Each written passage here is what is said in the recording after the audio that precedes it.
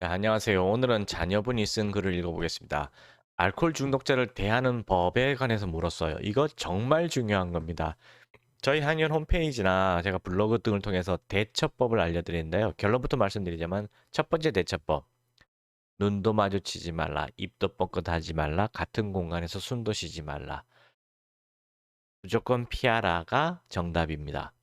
물론 이 얘기는 환자가 술을 마시고 있는 상태, 이미 마셨거나 마시고 있거나 술을 먹으려고 막 그러는 상황에서 말하는 겁니다. 이 머릿속에 바로 그 주님께서 술주자입니다. 주님께서 내려와 있다고 판단될 때는 내 가족, 아버지도 아니고 형제도 아니고 심지어 내 자식도 아니다라는 생각을 가지시고 빨리 피하셔야 돼요. 모르는 그놈이구나 생각하고 빨리 피하셔야 됩니다. 이게 결론이에요. 자, 한번 읽어보도록 하겠습니다. 자, 저희 아버지는 알코올 중독인데 제 기억으로는 7, 8년 전부터 하루에 한 병씩 술을 마셨습니다. 많으면 두 병? 그렇게 양 자체는 많지는 않죠. 자, 평소에는 엄마랑 저랑 언니가 아빠 술 마시면 술 먹는 걸 술 먹고는 말 걸지 말라고 무시했어요. 예, 맞습니다. 이렇게 하는 게 맞습니다. 그러나 이렇게 말로 하지 마, 하지 마 하는 게 아니라 그냥 피하셔야 됩니다. 그럼 아빠는 그것 때문에 화나고 또 술 마시고 그걸 핑계 삼아 하는 거예요. 왜 그러냐? 환자랑 말을 받은 거잖아요. 술 먹지 마라 이런 말을 하는 거는 그 자체만으로 벌써 환자한테 꼬투리가 꿰인 거예요. 눈빛마저도 주고받으시면 안 됩니다. 환자는 항상 꼬투리 걸 것만 찾거든요. 근데 말을 거는 자는 자체가 벌써 꼬투리를 걸게끔 한 거예요. 꼬투리를 제공한 거예요. 그래서 절대로 그러시면 안 됩니다. 그냥 입각 다무시고요.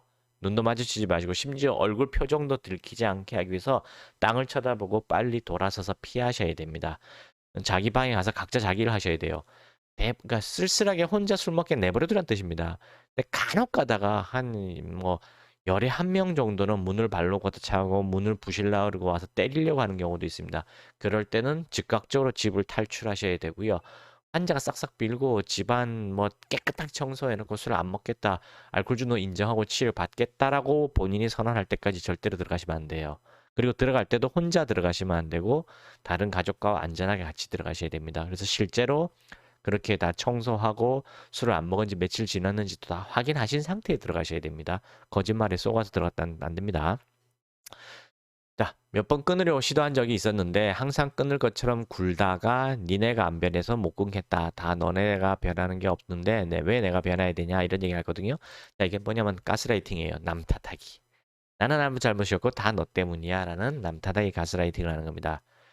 야, 이번에도 한 달 정도 술을 안 마셔서 한 달 정도 동안 최대한 잘 해주려고 노력했어요.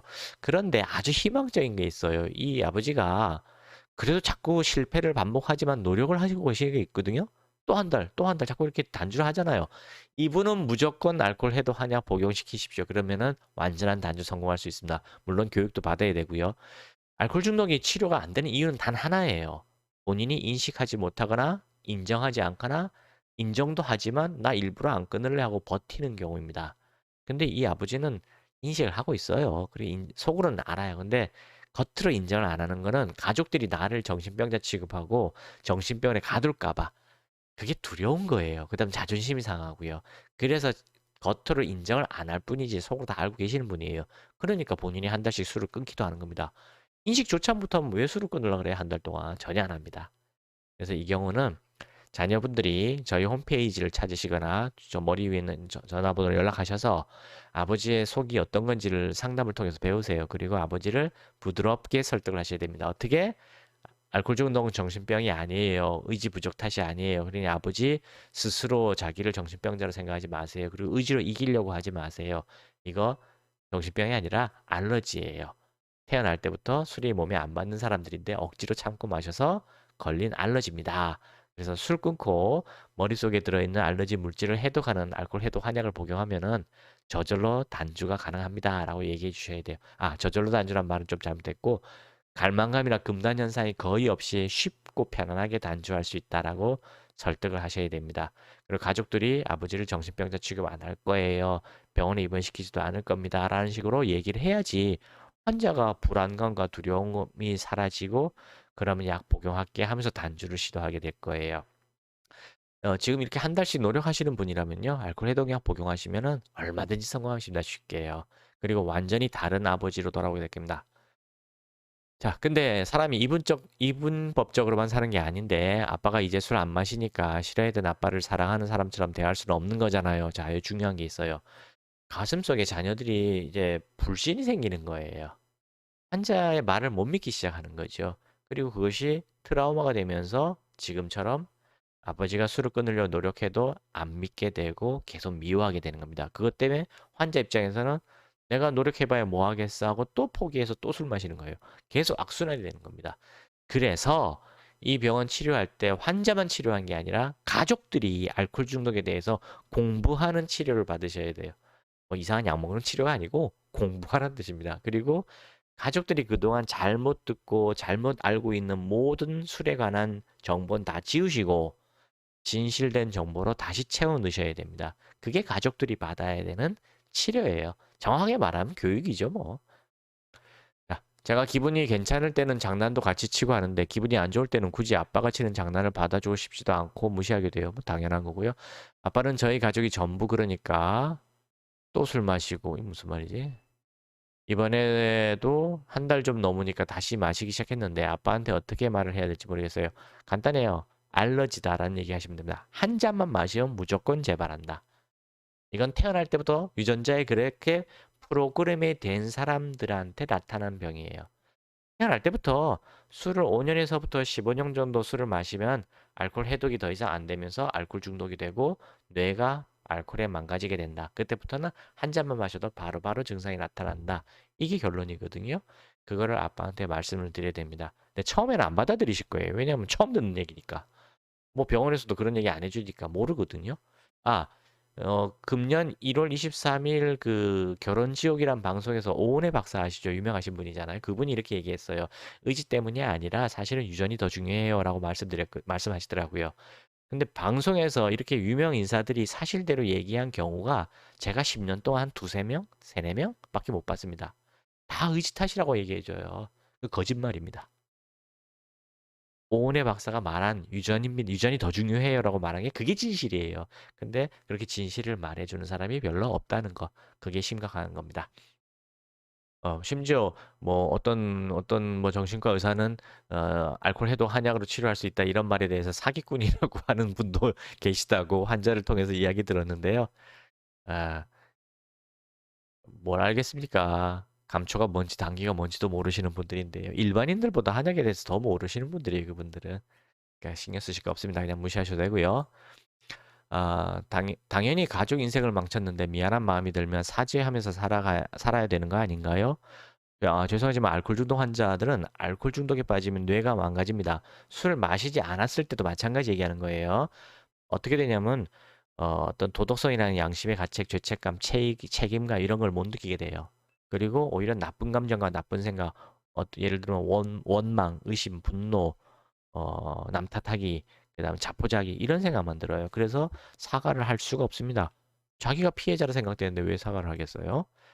이거 가스라이팅 하는 사람들 또 나르시스트랑 거의 유사한 겁니다. 그래서 알코올 중독 환자들 중에 가스라이팅 하는 사람들이 많은 거예요.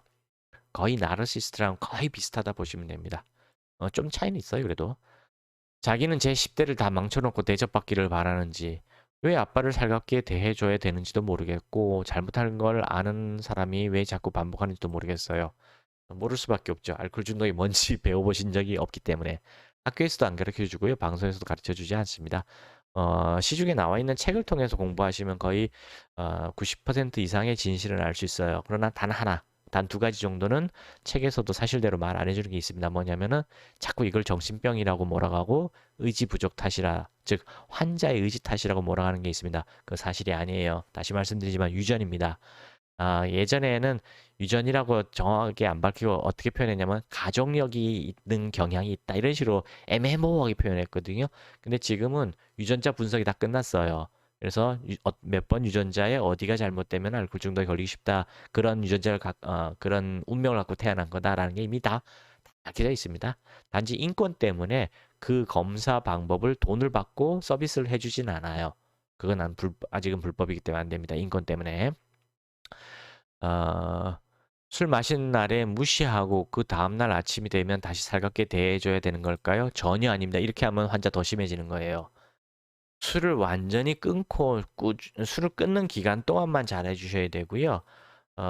술을 마셨을 땐 눈도 마주치지 말고 입도 뻥긋하시면 안 돼요. 술 마시고 다음날 멀쩡하게 깼으면 그때부터 살갑게 대해줘야 되냐고요? 아닙니다. 절대 그러시면 안 돼요.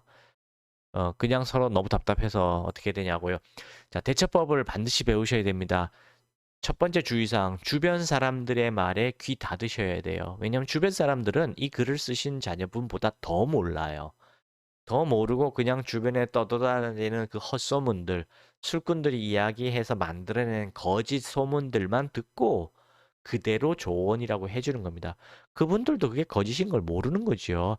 그러니 절대로 주변 사람들 말에는 완전히 귀 닫으세요. 100% 귀 닫으십시오. 뭐 이런 얘기도 많이 할 거예요. 아, 술 먹고 간이 나빠졌는데 한약 먹으면 더 나빠진다. 절대로 한약 먹으면 안 된다. 이 얘기를 많이 할 겁니다. 그거 누가 퍼뜨린 거짓 소문일 것 같습니까? 다 알 수 있죠. 100% 거짓입니다. 저희 한의원에 4년 동안 술 마신 약을 복용하신 분도 계세요.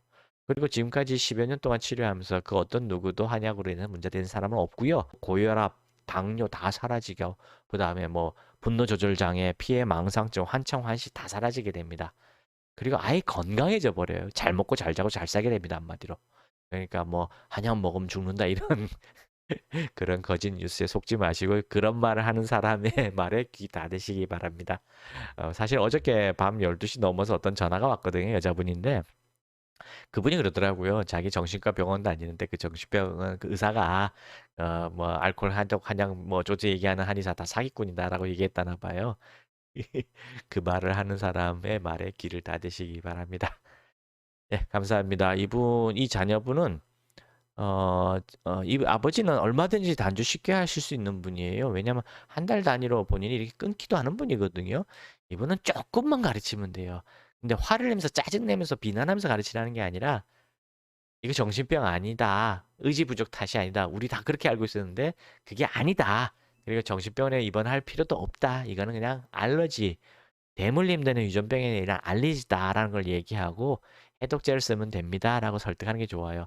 유전인지 아닌지 확인하는 방법 간단합니다.